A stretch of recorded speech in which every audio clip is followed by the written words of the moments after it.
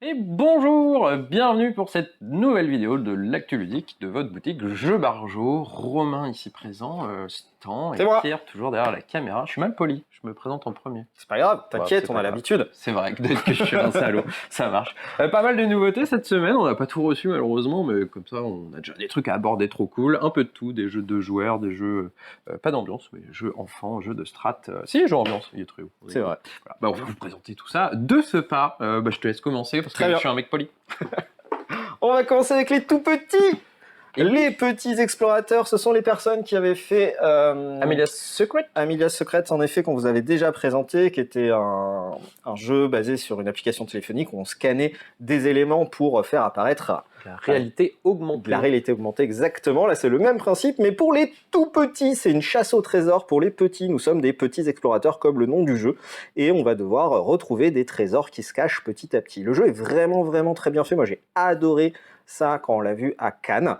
Donc ça joue avec une application téléphonique. Quand on va scanner les petits éléments que vous voyez juste ici, vous voyez apparaître quelque chose directement sur votre écran. Donc c'est adapté sur téléphone ou sur tablette, comme vous le souhaitez. Et avec les éléments, on va pouvoir interagir. Donc ouvrir le coffre, récupérer des clés, voir différents éléments, etc. etc. Il est vraiment, vraiment, vraiment très très bien fait. Moi j'avais adoré ce jeu. Je vous le surconseille. Vraiment très cool. Hop, il est apparu, parce qu'on l'avait oublié. Vas-y, parle-en. Parlons-en. Mon petit Everdell, après les petits explorateurs, ce sera mon petit Everdell. Du coup, la version plus light, forcément, de Everdell, c'est à partir de 6 ans. C'est de la pose d'ouvrier, collection de petites cartes, tout ça, mais c'est vraiment dédié à 6 ans ou plus. Mais à savoir que si vous voulez jouer à Everdell, parce que c'est à peu près les mêmes saveurs quand même, faire des parties plus courtes, ça marche très bien aussi pour 10, 12 ans sans aucun souci, parce que c'est très bien fait, ça reste Everdell, on ne s'ennuie pas, il y a plein de trucs à faire, c'est très satisfaisant d'y jouer comme le gros. Du coup, même si vous n'avez pas 6 ans, vous pouvez y jouer vachement bien. À noter que le matos c'est toujours au rendez-vous, les cartes sont magnifiques, il n'y a pas le gros tarp qui pop, mais c'est quand même trop cool, trop choupi. N'hésitez pas, mon petit Everdell, c'est bien. Il faudra que je l'achète pour ma petite. Si vous êtes fan, en plus, regardez, il y a des cartes promo pour Everdell. Vous ne pourrez pas les avoir autrement. Du coup, il faut que je l'achète forcément. Ouais, voilà. Allez, on va enchaîner sur des micro-games. Allez, je présente les deux d'un coup si ça ne dérange pas. Ah si. Du coup, les deux nouveaux micro-games qui sortent là pour cette semaine. Nous avons, attention, on ne voit pas le nom de celui-ci, Smitten, et nous avons Excursion. C'est du coup les nouveaux jeux de la gamme micro-game. Dans les deux cas, on peut jouer de 1 jusqu'à 2.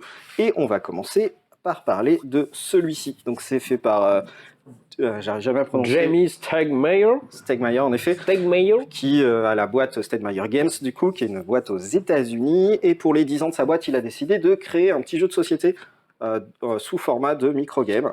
Et le petit truc qui est vraiment, vraiment top quand c'est les illustrations qui sont top en plus. Quand on connaît l'univers du jeu, c'est qu'il y a plein de références aux jeux de société qu'il a sortis tout au long de sa carrière d'éditeur. Un petit exemple? Jeu des chats, j'ai jamais le nom. L'île des chats? Ouais. C'est pas lui. Non, je sais plus. Je sais pas. Mais voilà. Super. Il y a des Nous, on connaît pas le monde du jeu. Il y a des références sur toutes les cartes. Ce sont des illustrations liées à des jeux qu'il a sortis. Et pour les illustrations, du coup, c'est monsieur Vincent Dutré qui s'y est... Tapestry. Ouais, Tapestry. On en connaît un. Si vous en connaissez d'autres, à vous de nous le dire. N'hésitez pas. Et du coup, c'est monsieur Vincent Dutré qui a fait les illustrations. Et c'est quoi le jeu? Oui, pardon. Oui, c'est joli, voilà. C'est un jeu de 1 ou 2 joueurs. Le but du jeu, ça va être de créer des tableaux. Les tableaux, on peut les voir juste ici. Ça sera des tableaux composés de 9 cartes. Il faudra en construire 2 au total. Et quand je joue une carte, je vais avoir une condition pour pouvoir jouer la prochaine carte. Il n'y a pas de tour de jeu dans ce jeu. Je peux jouer, moi, 4 fois d'affilée si je veux. Pierre jouera ensuite quand il a envie. Et c'est vraiment des conditions qu'on va créer pour notre partenaire, donc essayer de ne pas le bloquer. Ça sera un jeu coopératif du coup. Un jeu à communication limitée, on ne pourra pas trop se donner d'informations, et vraiment très très bien. Pour la version solo, je ne l'ai pas encore testé, donc je ne ferai pas de retour concret, mais en gros ça se passe de cette manière-là, c'est exactement la même chose. On devra recréer 2 tableaux, il y aura 2 cartes qu'on voit face visible, une carte face cachée, on peut tout à fait décidé de jouer celle-ci, sachant que petit à petit, on va savoir ce que c'est par déduction, parce que nous sommes des gens malins. Voilà pour Smitten et Excursion. Maintenant, le jeu juste ici, donc c'est un jeu de duel cette fois-ci, de 1 ou 2 joueurs, où le but, ça sera de refaire un voyage dans la vallée de la mort, comme on peut voir juste ici. Sympa. Ça sera composé de cartes joliment illustrées également, comme d'habitude dans ce genre de jeu. Et quand on jouera des cartes, on va les jouer dans notre voyage. À n'importe quel moment, on peut décider de mettre dans notre album, ça sera une deuxième ligne qui sera juste en dessous, et on va scorer des points de cette manière à la fin de la partie. Les cartes dans notre album vont être protégées, entre guillemets, notre adversaire ne pourra pas nous embêter. Petite particularité, c'est qu'il y a énormément d'interactions. Quand je vais jouer mes cartes, les passer dans l'album ou les mettre dans mon chemin, je vais pouvoir interagir sur le jeu de l'adversaire ou sur mon propre jeu, suivant ce que j'ai envie de faire. Vraiment très malin pour le coup. Excursion, je recommande. Sans les microgames, on vous les recommande tous. Hein.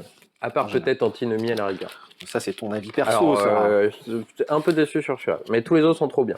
Allez, à moi, on va enchaîner avec Trio, parce que la vallée de la mort, bon, c'est pas très drôle. Du coup, Trio, c'est un petit jeu d'annonce qu'on a adoré. On fera bientôt une petite vidéo, si un jour je réussis le cadrage, d'explication des règles. C'est de 3 à 6 joueurs, petit jeu de cartes ultra minimaliste. Vous allez avoir des cartes avec des numéros qui vont de 1 à 12. Chaque carte est présente en 3 exemplaires, d'où le nom du jeu Trio.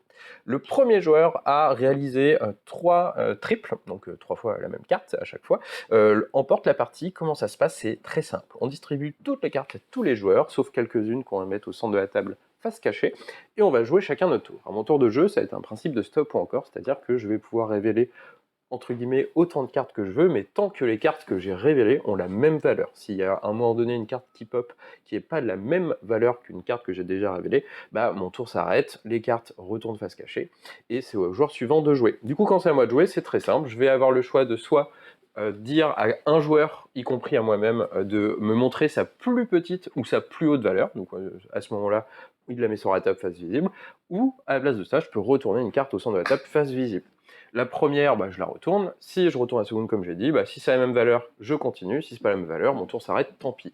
Mais si j'en trouve 3 comme ça, eh bah, hop, ça me fait 1 point. Le premier qui a 3 points, qui a trouvé 3 triples, a gagné la partie. C'est aussi simple que ça, parce que les règles s'arrêtent là, mais il y a vraiment tout un petit jeu. On a le champion du monde dans la boutique. Le champion du monde de la boutique. Pierre, champion du monde. Pierre a gagné 2 fois à Cannes. Moi, j'ai gagné 3 fois au bar quand on a essayé de faire la vidéo. Oui, donc on va faire une compète Pierre. Parce que Pierre on n'était pas fera là. un duel. On fera un duel. Pierre n'était pas là. C'est vrai. Et du coup, c'est un petit jeu de bluff. Enfin, pas de bluff, mais de, comment on appelle ça? Mémoire. Parce qu'il va falloir mémoriser les cartes qu'on voit au fur et à mesure, parce qu'il y a du partage d'infos à chaque fois. Parce que quand c'est le tour de l'adversaire, il vous montre des cartes à certains endroits. Du coup, il faudra bien se rappeler. C'est trop bien. Essayez-le. C'est succès garanti. Trio, on kiffe. L'adopter. Oh là là, je sais pas quelle pub c'est, mais ça doit être une pub, ça. Allez, je t'en prie à toi pour le gros, là. Ça, oui, Dice Throne. Dice Throne, du coup, l'arrivée de la suite de la saison 2 avec 4 nouveaux personnages. Donc vous avez la pirate maudite, l'artificier, la vampire et Séraphine, il me semble. Séraphine, oui, en effet. Séraphine. Donc plein de personnages, de nouveaux personnages pour alimenter vos combats à Dice Throne. Pour rappel, c'est un jeu de dice building entre guillemets. On va lancer les dés nous permettent de lancer des attaques qu'on aura par rapport à nos cartes qui vont être qu'on va acheter au fur et à mesure de la partie, et il faudra, pardon, excuse-moi Pierre, il faudra éclater l'adversaire en réduisant ses points de vie au maximum, et chaque héros, chaque personnage a sa propre petite particularité. Et en même temps que la saison 2, du coup, il arrive ce gros bébé Dice Throne Adventure qui, du coup, rajoute le coopératif dans Dice Throne. Donc ça permet de jouer de 1 à 4 joueurs, donc il y aura des parties solo qui seront possibles. Et là, on va jouer tous ensemble contre le jeu. En dungeon crawling. Exactement, en dungeon crawler. J'allais vous montrer ça juste ici. Du coup, on va avoir des tuiles qu'on va révéler petit à petit. Chaque tuile aura des effets particuliers ou des conditions particulières. Ça va faire apparaître les mobs, les monstres qu'on peut voir juste ici, et on va essayer de tous ensemble combattre contre l'adversité et tuer le gros boss à la fin qu'on peut voir juste là. Il est pas beau.